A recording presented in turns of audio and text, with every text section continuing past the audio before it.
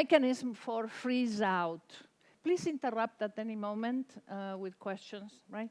So here I would like to remind you that, well, so this is the decrease during equilibrium due to the exponential e to the minus m over t characteristic of non-relativistic particles in equilibrium. And then at some point, the rate of annihilation becomes smaller than the expansion rate of the universe, which is the same as the rate of change of the temperature. And then you have freeze out, namely the number of particles per co-moving volume remains constant, which is what is in this axis. Now, remember the weak prevail, namely weaker interaction cross-sections lead to larger densities. For WIMPs, the decoupling here happens when m over t is about 20.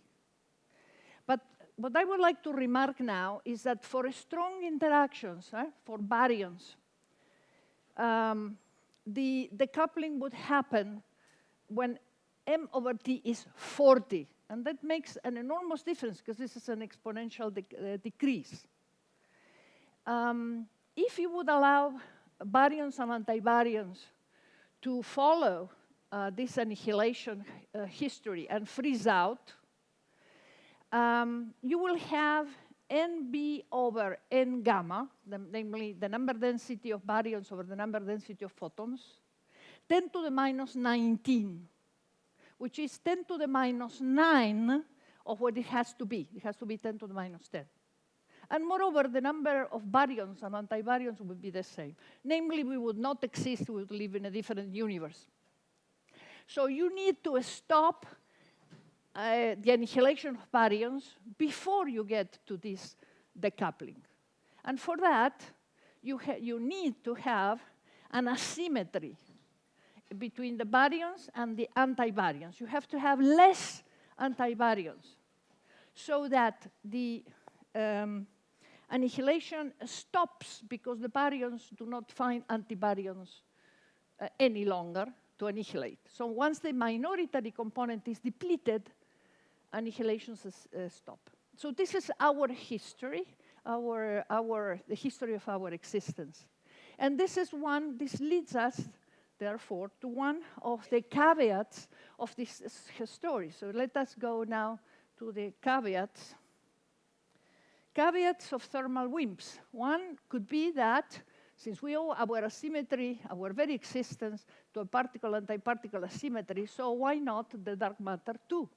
So in this case, you would have what is called asymmetric dark matter. I will return to this with a simple model in a moment. Another caveat is non-standard pre-Big Bang nucleosynthesis. In this calculation, I'm assuming that the universe continues being radiation dominated up to large temperatures with the, in the primordial soup, the particles that are in the standard model, essentially. But you see that the decoupling happens at the temperature that is m over 20. So when this temperature is larger than 5 MeV, we enter into unknown territory. Namely, the particles for whose temperature, the coupling temperature is larger than 5 MeV, the couple in this period of the universe, pre-BBN period of the universe, from which we do not know cosmology. So this is a big assumption to make, just to assume that it's radiation dominated. So for the masses, for WIMPs, we have masses larger than 100 MeV. They are relics from that epoch. And so if you assume, make other assumptions for that epoch, you may have very different decoupling and therefore very different abundance. The other caveat is that WIMPs may be unstable. You produce them, but then afterwards they decay. They may decay into the dark matter or not. Or WIMPs can be actually produced in the case of other particles, majoritarily, dominantly, and not because of this. So these are all caveats in which you can have WIMPs which would not follow this, freeze-out history that I just showed you. So I have to point here in order to make the change. Okay, so here you have an example of an asymmetric dark matter, very simple idea. So assume then that you have less baryons than antibaryons. So the asymmetry has to be 10 to the minus 9. So you stop the annihilation earlier. You would stop this annihilation. You have to stop this annihilation before this exponential decline leads you to a density which is smaller than the density you know it has to have. So while the decoupling, if you allow it to happen, as for WIMPs, would happen at the temperature of about 25 MeV, so a mass of a baryon, proton, neutron is 1 GeV, divided by 20 is 25 MeV. You have actually to have this symmetry in place by the time you reach 40 MeV, not below. In any case, so once the minority component is depleted, you get NB over N gamma 10 to the minus 9, which is what you need. Assume that somehow you arrange that the asymmetry in dark matter is exactly the same as the asymmetry in baryons. Then the number density, NB over N gamma and N dark matter over N gamma would be the same. Now, what is the ratio of densities? The density is the number density times the mass. In the case of the matter, the mass of the dark matter. The same thing for baryons. It will be the mass of a nucleon, a GeV. If the number densities are the same, then you have that the ratio of the densities would be the ratio of the masses. And then just putting what we know, the dark matter is 5%, the dark matter, so it's 25%, the omega is 5%, you get 5. And so you get a mass of 5 GeV for the dark matter. And this works. The major, and this is one of the models that I did where I was a postdoc at Harvard, actually, and this was 1997, I'm ashamed to say. Well, not ashamed, but actually, you know, I was a postdoc already at the time, a new postdoc, with Larry Hall. So this history is as old as the WIMP miracle history. It started in the 1980s. It's a symmetric dark matter. The main characteristic is that there is no annihilation rate after the freeze out. Or after you finish with minority components, there is no any longer annihilation. So there is no indirect detection possible because you don't have any annihilation. You get indirect detection detects the annihilation products. And you wouldn't have any annihilation products, there is no annihilation. It requires dark matter that is not self-conjugated. For example, you cannot have Majorana particles that are their own antiparticles, because there you cannot prevent annihilation. You have to have a difference between particles and antiparticles that allows you to create an asymmetry. Okay. There are many different ways to modify, to have a different history, pre-BBN cosmology, that is completely allowed by everything that we know of cosmology today. There are several ways that are mentioned here to either increase or decrease the relic density with respect to what you would expect from just the freeze-out history that I mentioned before. Let me just concentrate in one of these, which is changing the expansion rate of the universe, changing H. So you can increase the density, the remaining density, the relic density of dark matter particles, WIMPs, by increasing the expansion rate, or decrease it if the expansion rate is decreased.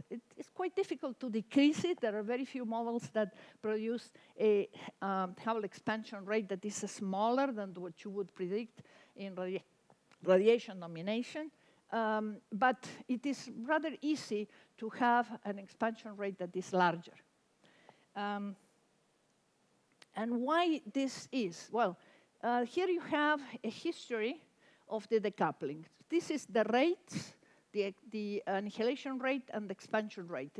This is the expansion rate in this diagram as function of temperature. And this is the annihilation rate. So the coupling happens at the moment the decreasing annihilation rate encounters the Hubble expansion. So here you have a lower, higher expansion, a lower rate h, expansion rate, a higher expansion rate. You see that the annihilation rate meets the larger expansion rate earlier, and therefore more particles remain. So here you have a smaller h, larger h, even larger h, same particle model, different cosmology. Okay. And this is not new. People may have forgotten. Sometimes what happens is that early on, people make a lot of assumptions. The assumptions become commonplace. They become so much commonplace that people forget that they are assumptions, right? But in the 1980s, people remember very, very clearly that if you have a remnant, for example, dark matter particles from that epoch, you could use it as the earliest remnant, even earlier than the earliest nuclei producing BBN. And then you could extract information about the history of the universe, the cosmology, and that epoch, the epoch of the coupling. And this is, for example, one paper about it, 1982, massive particles probe of the early universe. Here you have another one. Here you have another one, thermal relics. Do we know their abundance? The same idea. So the idea would be that actually instead of blindly believing that actually the universe was radiation dominated, it's very possible that it's radiation dominated, but it's possible that it is something else. Okay, you have to keep in mind that things can be different. Okay. So this is now, fortunately, actually, this has been all presented. Nicolas talked about this. And so this is a dark sector thermal production, the freeze out of SIMPs, strongly interactive massive particles. Nicolas called that cannibals. I like it more SIMPs. It looks less ominous, and then being cannibals. In any case, cannibalism is this idea that dark matter particles eat up their own, right? Instead of having disappearing two dark matter particles into two standard model particles, which is what the WIMPs do, the main process by which WIMPs annihilate. In this dark sector, you will have 3 particles going to 2 or 4 particles going to 2, and this was already presented. A particular class of, by the way, you need some contact, as Nicolas mentioned, because otherwise you would end up with hot dark matter, because of course all the mass that you are consuming on the left-hand side goes into kinetic energy in the right-hand side, and so you will have hotter and hotter and hotter and hotter. In the end, it will be hot. So you need to dissipate this energy, and so you need some coupling with the standard model. In this particular example would be a kinetic coupling through a photon. It could be in the model of Nicolas, it was another type of coupling, but in any case. And this is a particular example of this is elders, elastically decoupling relics, in which actually there is scattering, and the elastic scattering is important in the freeze-out. But all this was discussed already. Another way is entropy. Another way to modify whatever you do, but in whatever way you can produce dark matter.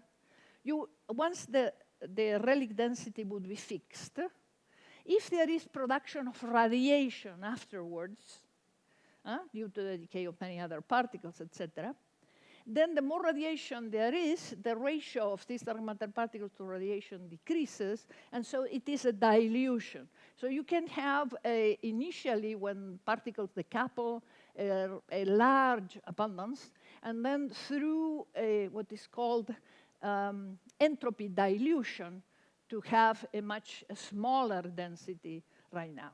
Not through touching these particles just redshift, but you produce a lot of other particles, and therefore, relative to the other particles, the amount that you produce is much smaller. Now, non-thermal productions. Non-thermal productions is anything else. When you say thermal relic, you assume that it was in thermal equilibrium at some point, and then something happened to it, of all that we have been saying. Freezing is a name. Of course, freezing was invented because there is freeze out. Otherwise, it would have been called differently, but freezing, okay. In any case, this is the freezing of FIMPs. If you remember what FIMPs is. FIMPs, feebly interacting massive particles, or freezing massive particles, freezed-in massive particles. This is a particular example. In this case, particles are produced at a low rate, never reach equilibrium with the bath. The density is fixed when the production stops. This is a particular example with a Higgs portal, a very small coupling with the Higgs. This is a hidden sector FIMP, which is a real singlet S. And the coupling constant, the relevant coupling constant, is 10 to the minus 7. Very small coupling constants.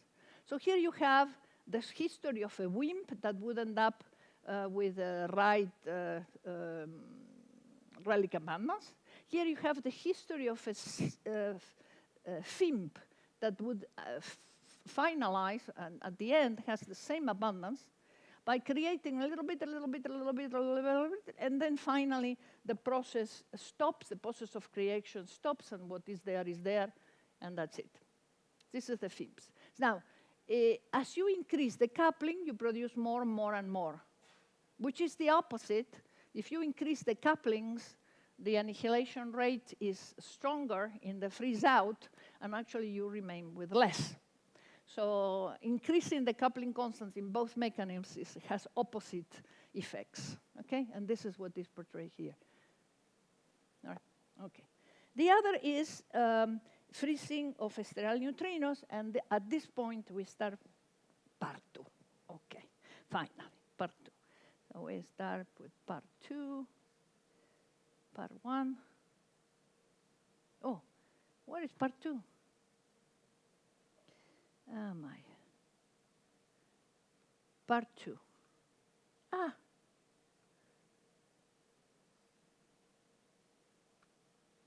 Part 2. Ah. Okay, it worked. Part 2. Okay.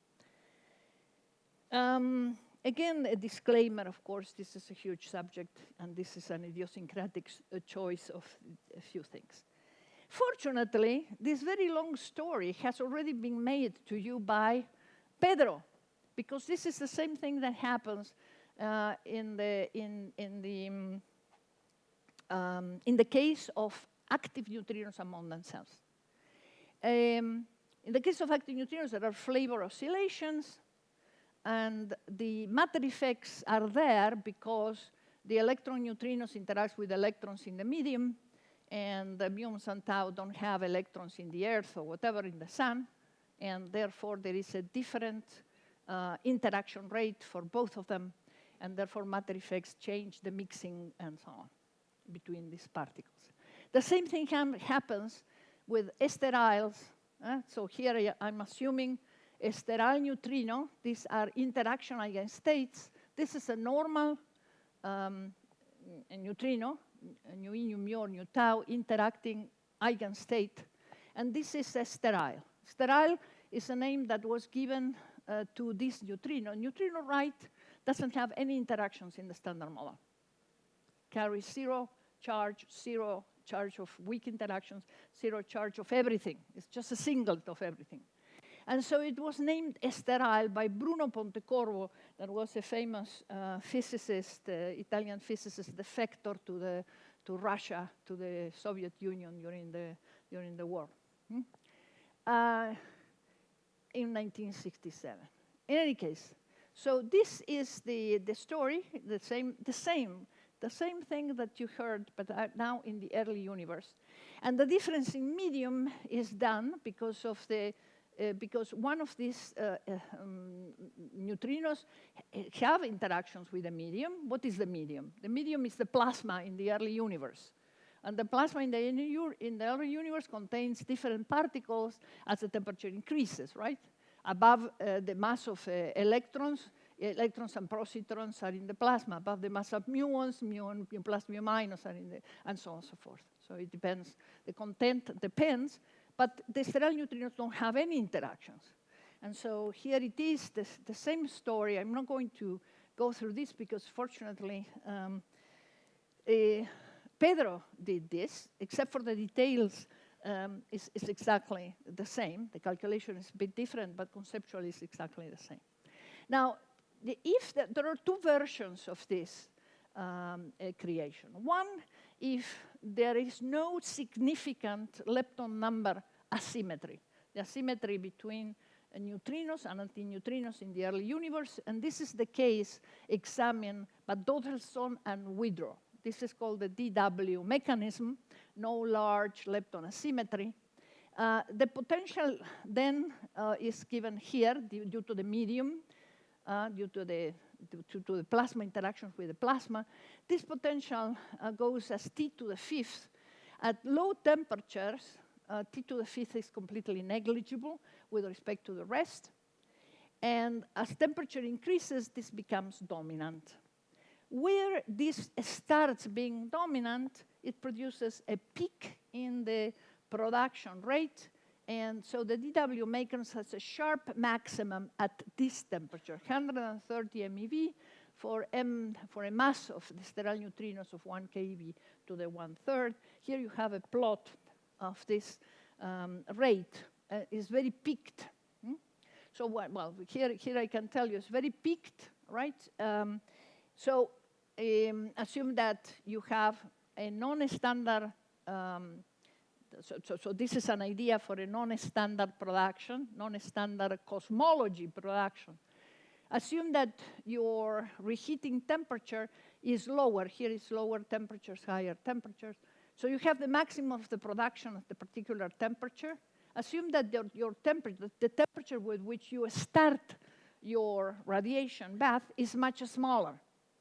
Then you see that you have a much suppressed production in the early universe because you will pick up only this tail and you don't have the maximum of the production rate ever. Okay. Okay.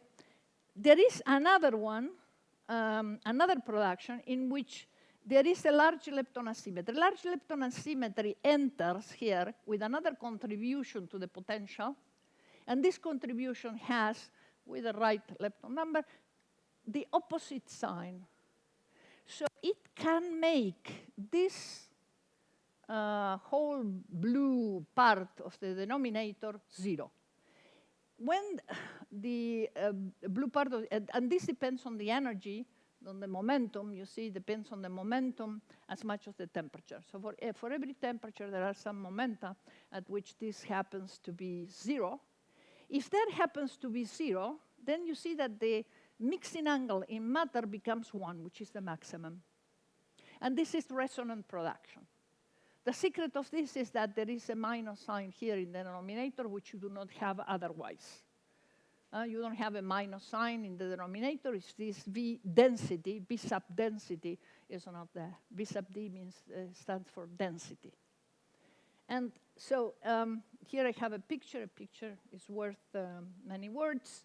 Here you have some examples of resonant production as compared with the DW production. This is called Shih and Fuller, because of the two people who first proposed it.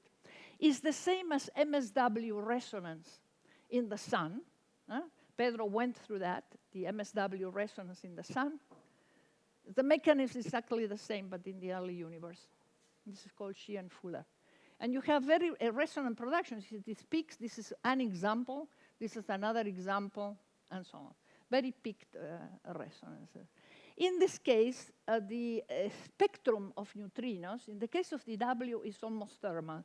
It has some departures of thermal, but it's almost thermal. It's almost a Fermi-Dirac. It's very close to the distribution of the active neutrinos. In this case, is where the resonance happens, is where the maximum of the momentum is. And it happens to be cooler, namely the distribution peaks at lower momentum, not at 3T, as it happens for thermal. The average momentum, the peak is at 3T, but it's lower. It's cooler. It's a bit cooler. And that makes a difference, actually. It makes a difference. For example, here you have DW production is rejected already to have to constitute all of the dark matter. It will be warm dark matter in this case. Why? Because these neutrinos, sterile neutrinos, can decay into a neutrino and a photon. With a branching ratio that is small, it's like 10 to the minus 2. This is not the dominant decay mode. The dominant decay mode is a sterile neutrino going into 3 active neutrinos. But this is a small branching ratio, but it is extremely visible signal, because this is a two-body decay. And in a two-body decay of a non-relativistic particle, the particles move at a velocity 10 to the minus 3 in the galaxies and so on, so they are non-relativistic. Then the energy of the photon would be the mass of the parent sterile neutrino divided by 2. And if you see 3 keV divided by 2 is keV, this keV is X-rays. So these are searches of X-rays coming from galaxy clusters and galaxies and so on, where assuming that all of the dark matter is in these sterile neutrinos. Now, these are difficult searches because there are many things in galaxy clusters and galaxies and so on that emit X-rays. Hot gas emits X-rays. There is a lot of hot gas. So you have to actually eliminate that a particular possible signal is due to the many, many lines that you get from astrophysical sources. And so it's a quite difficult thing. But in any case, here you have a limit. So this is mass, and this is mixing angle, sine squared to theta. Here you have the Tremaine-Gann limit. You have an exercise to derive the Tremaine-Gann limit. My exercises are quite easy. They are more conceptual than, require some things, but they are nice calculations. Please go through them. And this is to compute precisely these limits, Tremaine-Gann limit. There are limits on how warm dark matter can be. I show them to you. I didn't tell you exactly where they come from, but they come from very early on clouds of gas. They are called Lyman alpha clouds. And in any case, the limit is about a few keV for 5 keV or so for sterile neutrinos. So these structure formation limits allow only heavier neutrinos if they are producing the DW mechanism, and the region where they could constitute all of the dark matter is forbidden by searches of X-rays in galaxies and galaxy clusters. Now there is, probably you have heard, there is a line, a candidate line at 3.5 keV that has been found and has been proposed to be a signal of sterile neutrinos. Unfortunately, Hitomi 1, that was a satellite that could have measured this already 10 years ago or approximately, failed. Actually, it was a human error that made this satellite to spin. In JAXA is the Japanese agency, equivalent to NASA or ESA in Europe. In JAXA, physicists who propose a particular satellite or so on are the ones that manage the satellite. Big error, because there was an error. It was a human error that actually put this into spin and it broke up. So in any case, in NASA, the physicists who propose whatever observation never, there are navigators. There are NASA navigators who actually navigate the thing, and so things don't get destroyed. In any case, there is up now since last year, the end of last year, CRISM, which is Hitomi 2, the second Hitomi, let us say a better version is called GRISM. And this should be able to tell us if actually this is correct and this is a sign or not of a sterile neutrino. These are believe it or not, actually, I was saying this was already 10 years ago that this was proposed. And this is the signal in stack clusters and in Andromeda. Here you see the signal in Andromeda. And there were many discussions about it. In any case, this was originally there. Here you have, with the Sheehan-Fuller mechanism, whole of the dark matter with different values of L. If you see, in order to reproduce this better, you can see this better here, you would need actually, this is where the signal would be, this is in mass and sine squared theta, and you would need here, this is the different type of lepton asymmetry in units of 10 to the minus 4. So here you can see that actually the best fit is about 5 10 to the minus 4 for the lepton number. Very large lepton number with respect to the asymmetry in baryons, which is 10 to the minus 9. In this case, would be 10 to the minus 4, 5 times larger. Here is where the signal is at the border of where all the searches for X-rays are. This is where DW would be, which is rejected, to be the whole. It could be 10%, for example. It could be a fraction of the dark matter in DW produce, Dovelson-Withrow mechanism produce sterile neutrinos would work, but not entirely. But it could be Sheehan-Fuller. Sheehan-Fuller could produce the whole of the dark matter, and this would be allowed. Athena is a project, is a major X-ray observatory project in Europe, but it will be up only in 10 years or something, middle of 1930s. So. Okay. How freezing is affected by non-standard cosmologies? So here you can see this is the Boltzmann equation for the distribution, for the momentum distribution. Here you have gamma over h. So if you increase h, the larger h, the more suppressed is the production. This is exactly the opposite of what happens in freeze-out.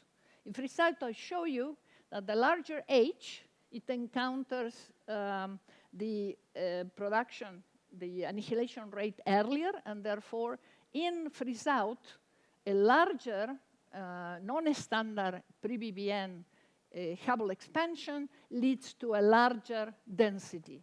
Here is the opposite. A larger expansion rate leads to a suppressed production.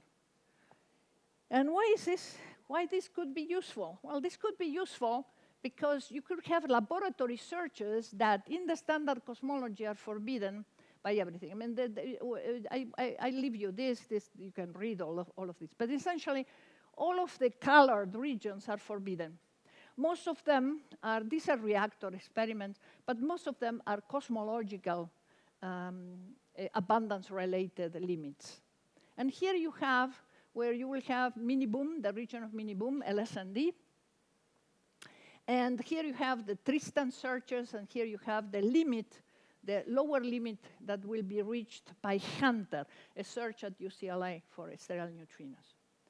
So you see that people said, actually, I started working on this with Silvia Pascoli, which, with all the coincidence in the world, actually, Silvia was the advisor of your lecturer here, Mateos. Mateos is, so Silvia. So I started, Silvia Pascoli was a postdoc at UCLA, and I was tired of hearing this mini-boom region is where the LS&D was.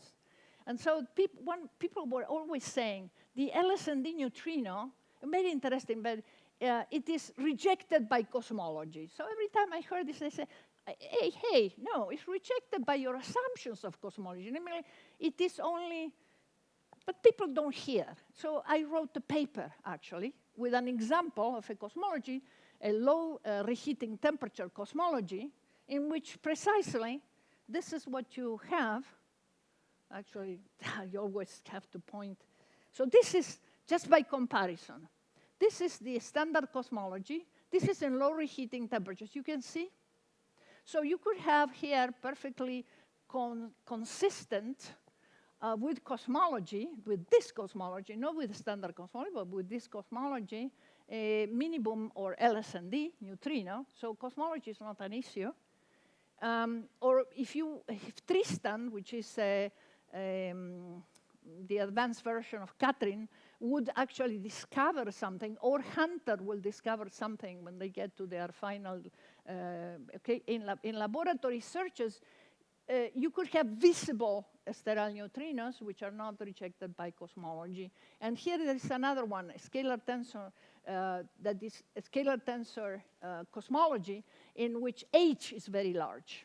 And H, very large, suppresses the production in the early universe.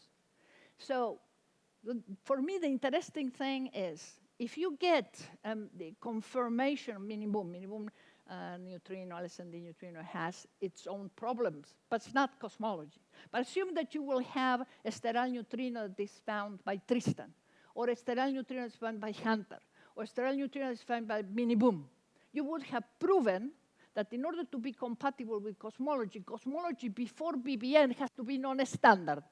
Look the implications, right? So when you say that the LSND neutrino is rejected by cosmology, you're putting the carriage in front of the horse. It's on the contrary. You will have a relic from an epoch in which you don't have relics. And you would know something about this. I think this would be fascinating. It's the opposite. Yes, please. Mini-boom what? Yes, it has a signal, but there are problems. In any case, if you believe their signal, mini-boom has found an irregularity if you fit it, believing that it is, it is there. We didn't invent it. We copy all these things from the experimentalist papers. We don't want troubles.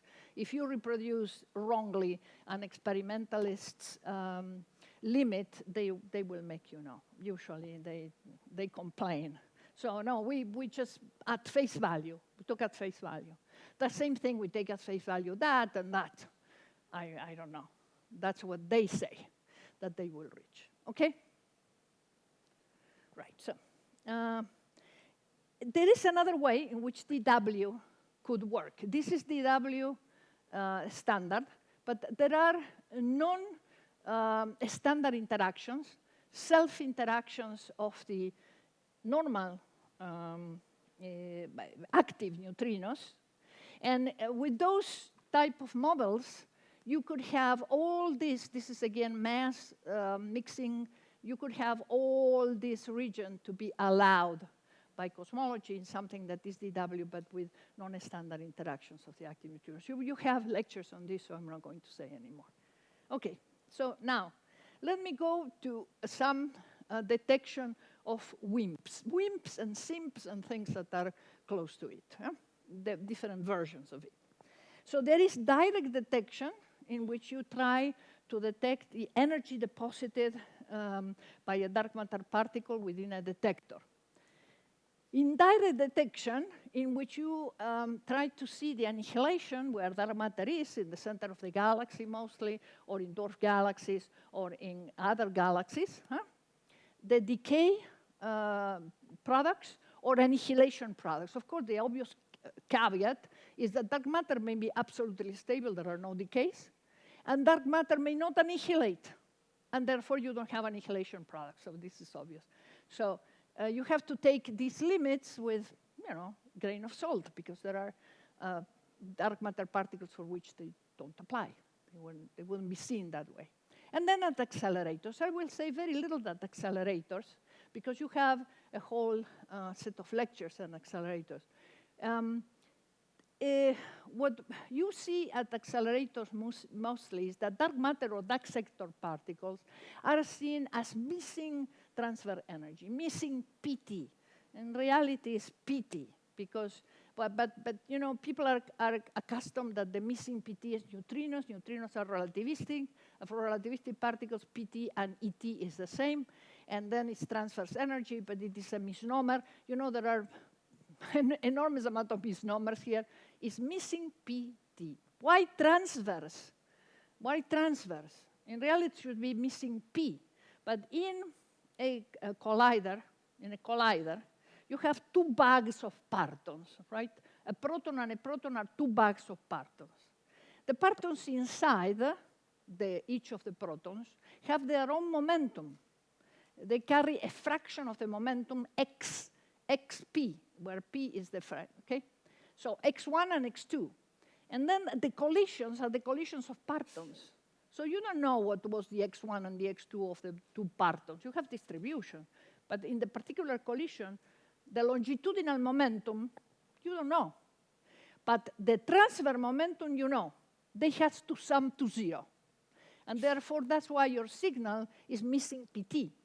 In E plus E minus machines, in which you have actually control of what is your total momentum, then it's missing P.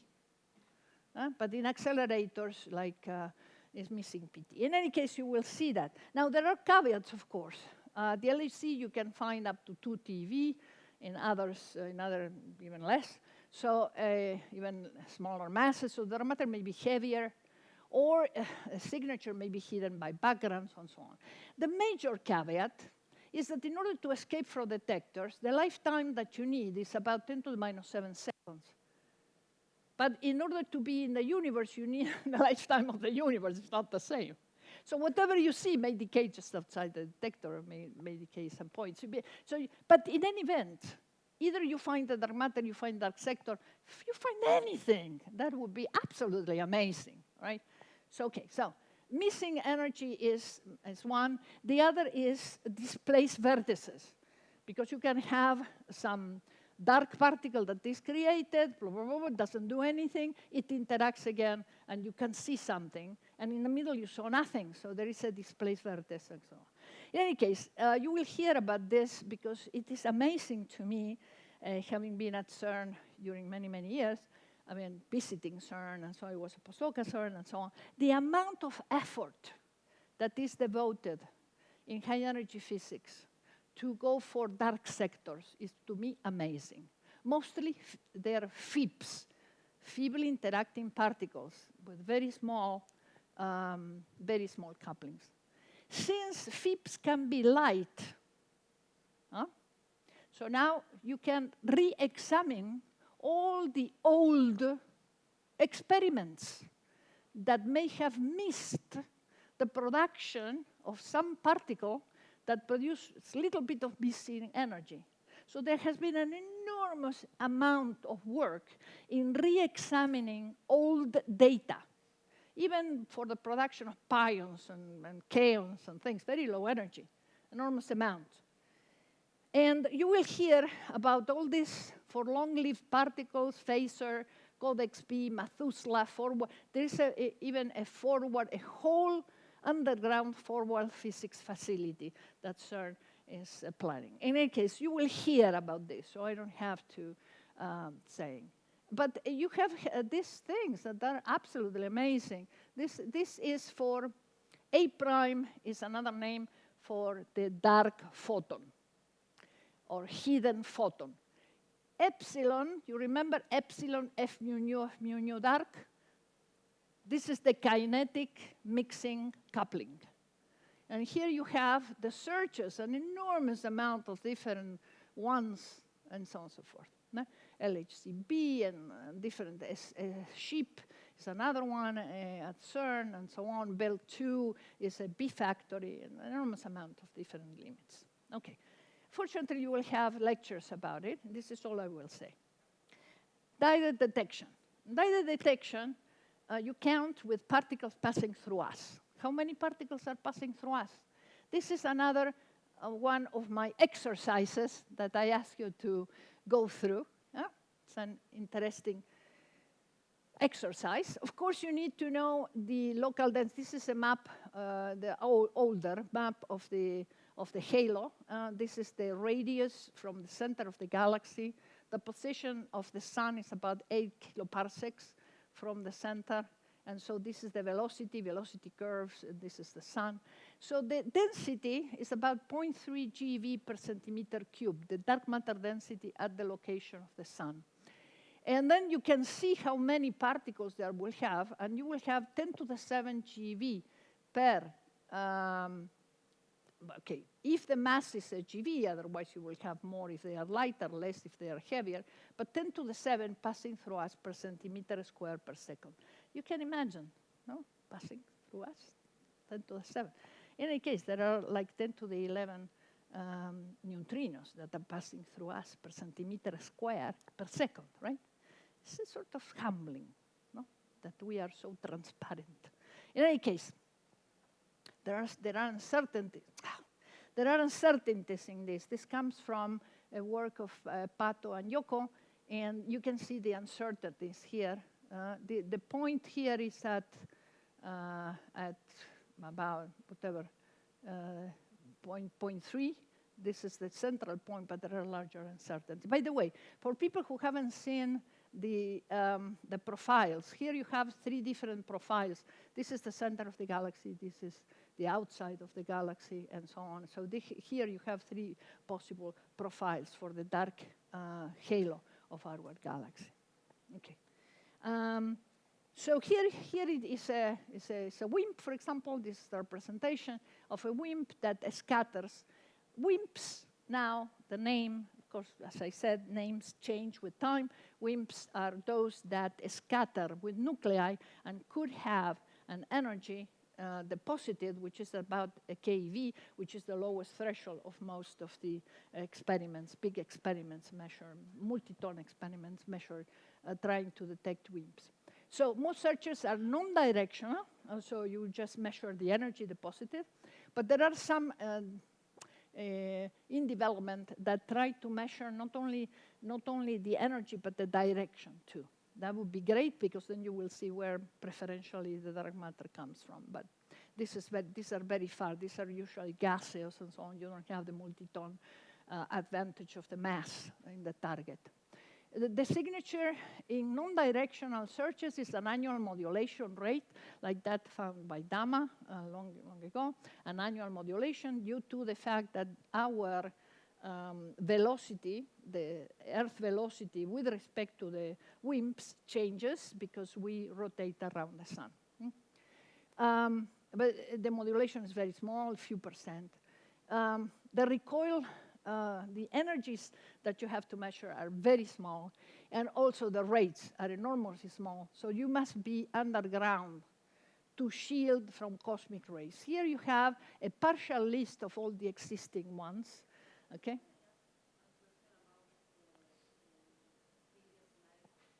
Yes, a question on the previous slide. Here? Yeah. What's approximately the size of the crystal? Because you said you named. No, this is just a representation. This was one that now is crest. This was a crest. This is a crystal. But now the bigger ones are multi-ton. And the leading ones are in liquid noble gases, which may be a little bit a mouthful, but actually noble gases, if you maintain them in pressure, they become liquid. And so they're liquid noble gases. Why liquid? Because you have more mass in a smaller tank. Okay. So this is just a representation. But this was a picture of an existing one. It was called Christ with different and so on. Okay. But the leading ones are not now in crystals anymore. Okay.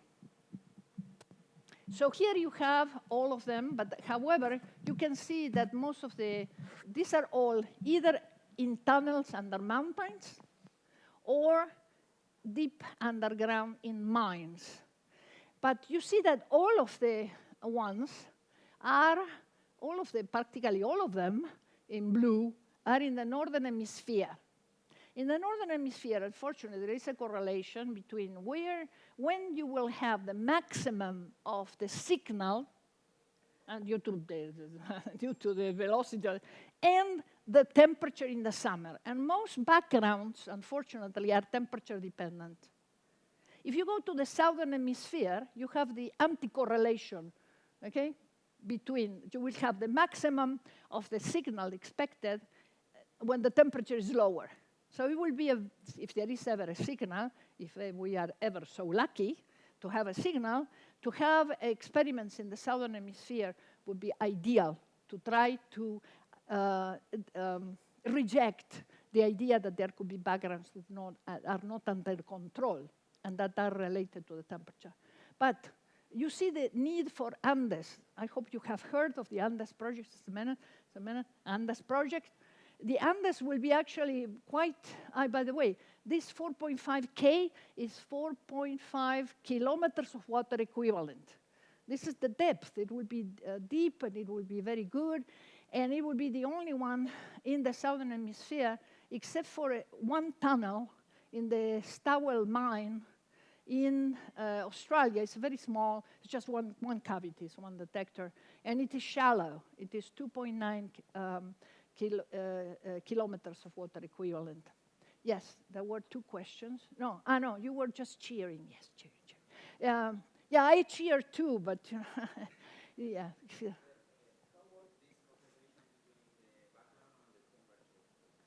Yes, because some of the backgrounds are due to muons or to radon that is coming out in the mines, or muons that reach us. And in the summer, the amount of muons depends on the temperature in the upper atmosphere.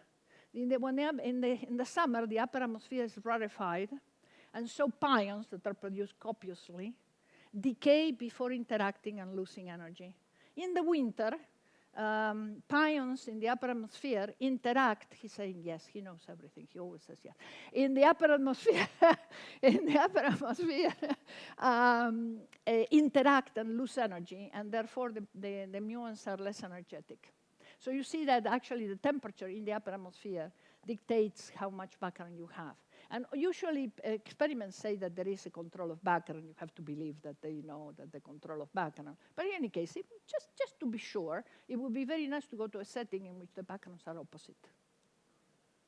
Because otherwise you could have a signal just made of background, which is what people somehow suspect that is what happens in DAMA, although they cannot say exactly what happens. In any case, this is also, I'm not going to go through this because this is an example that is in your exercise, and otherwise you can go here and see.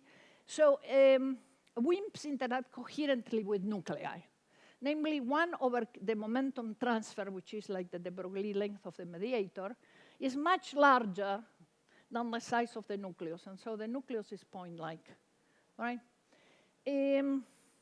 WIMP interacts with nucleons and a point-like nucleus, but otherwise, for larger Q, you have the loss of coherence is accounted for a nuclear form factor, and Pedro talked about nuclear form factors. It's exactly the same. Okay.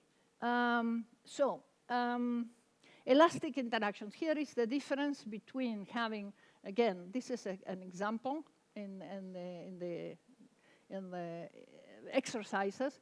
So the maximum energy would be about 20 electron volts deposited in nuclei for mass dark matter particles keV. So you see, these are like 2 billiard balls. You have a nucleus and you have another billiard. This is non-relativistic scattering that you do in physics 1.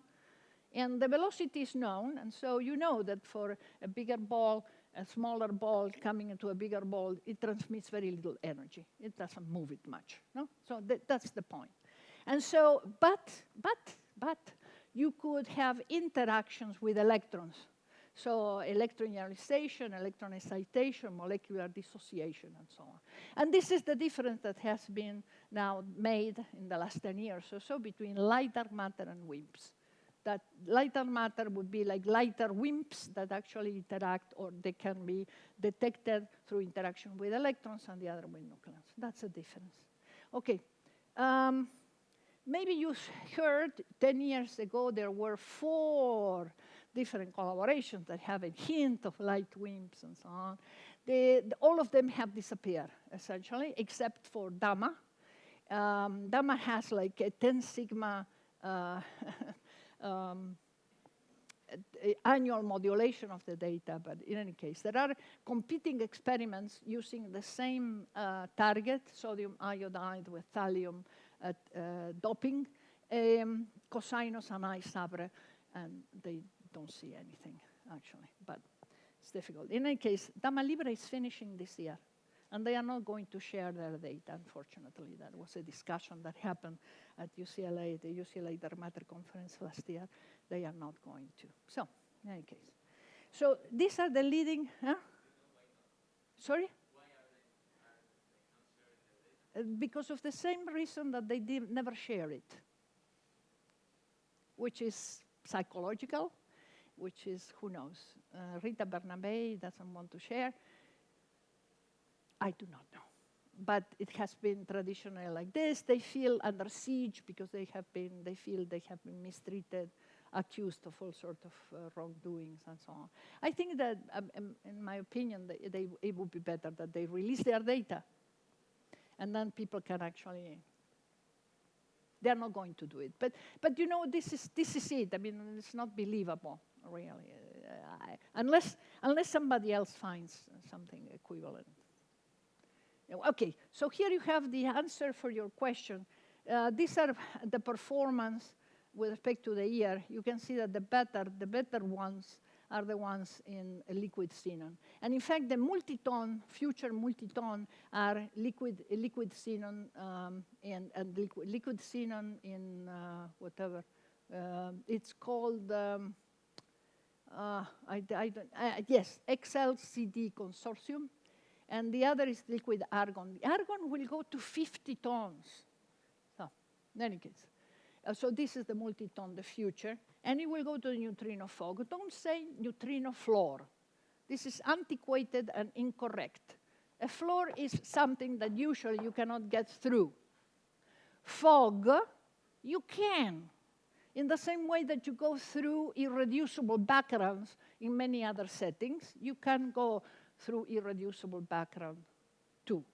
Mostly if you know the spectrum, etc., and you know the spectrum of the neutrinos. The neutrino, so here you have what, so where is, maybe you can see better, where is xenon n-ton? Here. Here is xenon n-ton, and this is what you expected from it. This is where you will find neutrinos, and this is where they found neutrinos. They announced it. So it was expected, and they did it. That's it. Okay. There are many particles to test beyond the neutrino fog. And here you have some of our friends, the elders, and the simps, for example, and so on. These are different candidates. You can go to this. By the way, I did these plots for this particular snow mass paper. And you can here see the different type of dark matter particle models organized by what you would see or you expect to see in direct detection. So from visible sectors or completely ultraviolet complete models to the other side, completely dark sectors, practically completely dark with a single coupling assumed and very little details. Huh? In any case, so there are many candidates that to go beyond the neutrino fog that could be measured, could be found. Some of them are these FIPS. Remember the SIMPs, strongly interacting massive particles, strongly interacting with themselves, but they are all FIPS. Feebly interacting particles. Okay. All right, so there are many ideas of detection via scattering and absorption. Here you have from keV and above, either WIMPs or light dark matter, you will use the scattering, but otherwise it's absorption. Absorption is that the particle disappears. The scattering is the particle comes in, the particle comes out. Absorption is that the particle disappears, is absorbed, disappears, and gives its energy to another particle. Dark matter absorption. And then here is wave-like for milli-electron, below milli-electron volts. I will show you a few of this experiments, because there are many, many, many. So here you have, for example, this is where you expect elastic nuclear recoils. But here is where you would expect having inelastic scattering, or scattering with dark matter electron, dark matter nucleus with Migdal effect. The Migdal effect is an excitation or ionization of the recoiling atom with emission of a photon afterwards, emission of energy afterwards. Or scattering with dark matter collective modes like phonons or magnons. And all of these are being explored. So if you move in particle mass from lower to higher, and recoil energy from lower to higher, you go through superconductors, superfluids, and so on, to optical phonons, low-gap materials, to ionization in semiconductors and insulators, to liquid noble gases, bubble chambers, and so on. This is an existing experiment, SENSEI.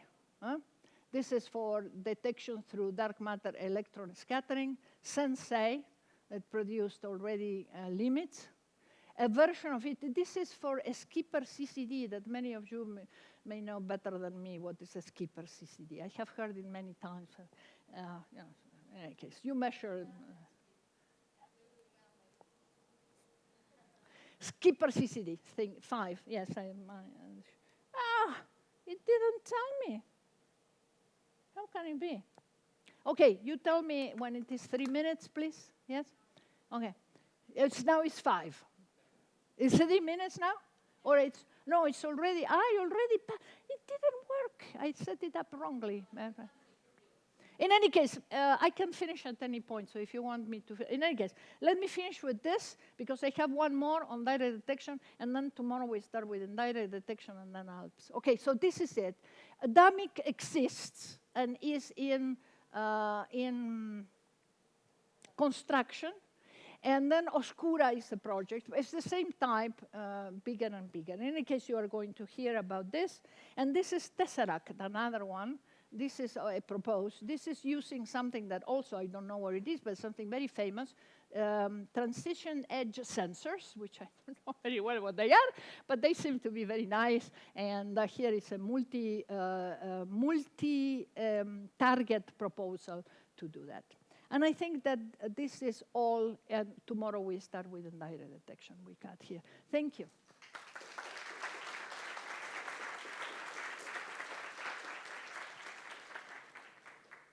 Thanks, Graciela. More questions to Graciela? Thanks for the lecture. When you talked about the 7 keV sterile neutrino that has this large lepton number asymmetry? No, the large lepton number asymmetry is in the background. You see? I see, yeah. Yeah. Neutrino bracket, okay. Yeah, it's in the background. So these potentials come because of the, all of them come from the interaction of the active neutrinos with the neutrinos in the background. Yeah. But the interaction is very different if you have a neutrino that interacts with a background in which there are equal numbers of neutrinos and antineutrinos, or mostly neutrinos and not antineutrinos. Yeah, but my question is, how do you get this lepton number to be, of the background to be very different from the baryon number? Yes, there are many, the lepton number is not really bound. The bounds come, the base bounds are not very good, and they come from BBN, actually. So, but they are maybe smaller than 10 to the minus 1, 10 to the minus 2. This is the limit. So there are different ways in which you can produce in the early universe a large lepton asymmetry. Without, you have to produce it after sphelerons are in equilibrium, because otherwise you are doomed, because the sphelerons passed from lepton number to baryon number, so you have to produce them later on. Could be, for example, there are various models in which decay of particles, or even with cue balls, so they are exotic. Some late decay with that violates. It's some late decay that some violates. Late decay, okay. Some late. You have to produce it very late, after 200 G. But there is a lot of, evolution between 200 GV sphelerons come out of equilibrium, and then you have to produce it. Yeah, you have to produce it late, so that it doesn't thanks. transfer. Yeah. More questions? Good question, yes. Many of these models have behind a lot of complexities, right? You assume this, you assume the other. I mean, you have to produce these things in the early universe. Okay, coffee. Good. Yeah, before you leave, there's an announcement. We're going to take the official photo, right, of the school, just outside the, okay. Yeah, so before coffee break, photo.